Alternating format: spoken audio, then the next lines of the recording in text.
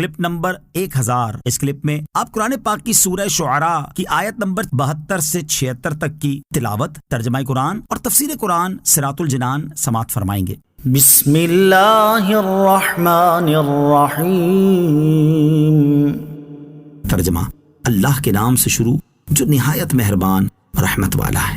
قال هل يسمعونكم اذ تدعون او ينفعونكم او يضرون۔ ترجمہ: فرمایا جب تم پکارتے ہو تو کیا وہ تمہاری سنتے ہیں یا تمہیں کوئی نفع یا نقصان دیتے ہیں؟ قال، فرمایا اس آیت اور اس کے بعد والی آیت کا خلاصہ یہ ہے کہ حضرت ابراہیم علیہ السلام نے ان سے فرمایا جب تم ان بتوں کو پکارتے ہو تو کیا وہ تمہاری پکار سنتے ہیں یا تمہیں عبادت کرنے پر کوئی نفع یا عبادت نہ کرنے پر کوئی نقصان دیتے ہیں؟ جب ایسا کچھ نہیں ہے تو تم نے انہیں معبود کس طرح قرار دے دیا؟ قالوا بل وجدنا آباءنا كذلك يفعلون۔ ترجمہ: انہوں نے کہا بلکہ ہم نے اپنے باپ دادا کو ایسا ہی کرتے پایا ہے۔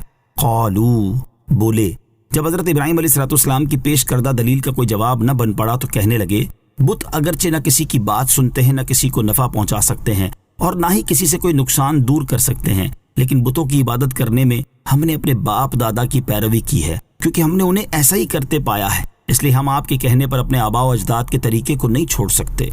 قال افرأيتم ما كنتم تعبدون انتم وآباؤكم الاقدمون۔ ترجمہ: ابراہیم نے فرمایا کیا تم نے ان بتوں کے بارے میں غور کیا جن کی تم اور تمہارے پہلے آباء و اجداد عبادت کرتے رہے ہیں؟ قال، فرمایا اس آیت اور اس کے بعد والی آیت کا خلاصہ یہ ہے کہ حضرت ابراہیم علیہ السلام نے ان لوگوں سے فرمایا جن بتوں کی تم عبادت کر رہے ہو اور جن کی تمہارے پہلے آباء و اجداد عبادت کرتے رہے ہیں، کیا تم نے ان کے بارے میں غور کیا؟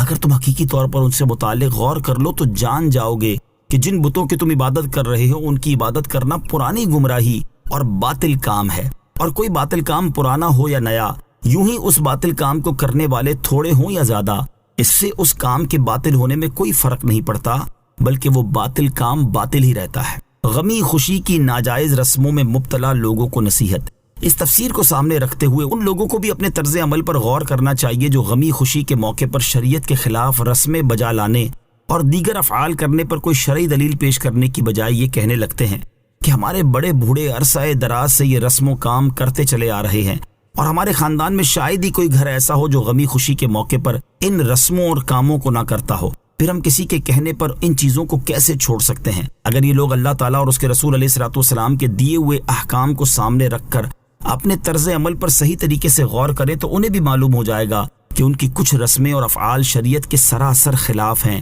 اور یہ ان کے کندھوں پر اپنے اور دوسروں کے گناہوں کا بہت بھاری بوجھ ہیں۔ اللہ تعالیٰ ایسے لوگوں کو عقل سلیم عطا فرمائے اور شریعت کے احکام کے مطابق عمل کرنے اور ان کے خلاف کام کرنے سے بچنے کی توفیق عطا فرمائے، آمین۔